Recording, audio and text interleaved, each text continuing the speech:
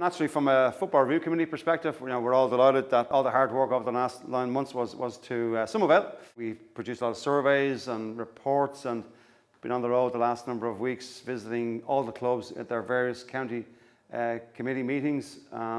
So to get that interaction was really useful for us to gauge the sense of how things were, and secondly to explain the rules to people. And probably what's been more impressive, I think, today is to observe the leadership of the association. So all those counties and units, overseas units, that made the decision to support the association's vision for itself, that Gaelic games, in this instance Gaelic football, will become the most exciting amateur game in the world. Very much, very audacious, but we believe these rule proposals kind of speak that vision, and we're delighted as well that the club players, who are about 96% of the membership, from a playing perspective, are going to get the chance now to experience these new rules in 2025. So there's a lot of great excitement, and if nothing else, out of curiosity of what's actually going to happen when we see the first games being played next year. And we could still have brilliant games under the current rules. The difficulty is that the current rules also allow inertia to come in, allow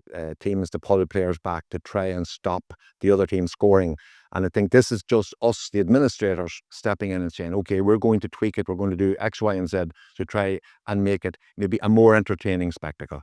It's not a new game, it's the same game. It's a natural game of football played well. That has been our experience of it.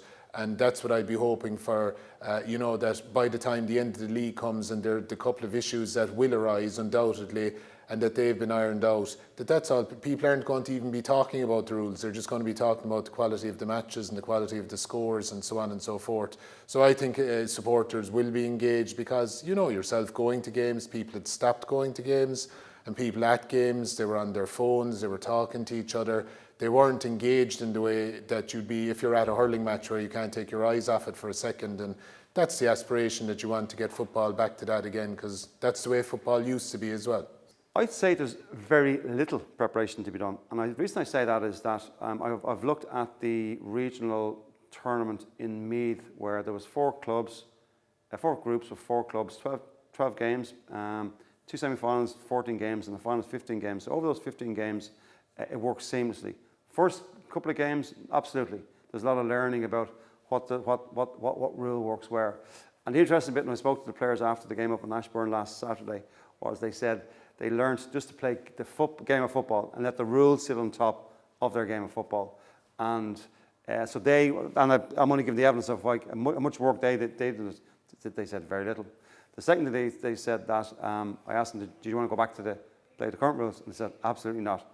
Which gave me some level of confidence coming in this morning that, if the players are sensing that, hopefully that word would transfer to the counties. Some of the better coaches have been on this like a rash and have taken the gamble that they were going to come through and have been briefing themselves. So I don't think there's any fear of them. I think that we'll be fine, we'll adapt. Everyone is starting at the same place now on the 1st of January. Teams that have had certain patterns really embedded in their play over the last couple of years, they might have to look at it slightly differently. So it's the teams that are going to adapt quickest to the rule enhancements now that are going to have good success for 2025. So I think that's going to be great. I think as well that different styles will emerge, different people will exploit different rules in different ways.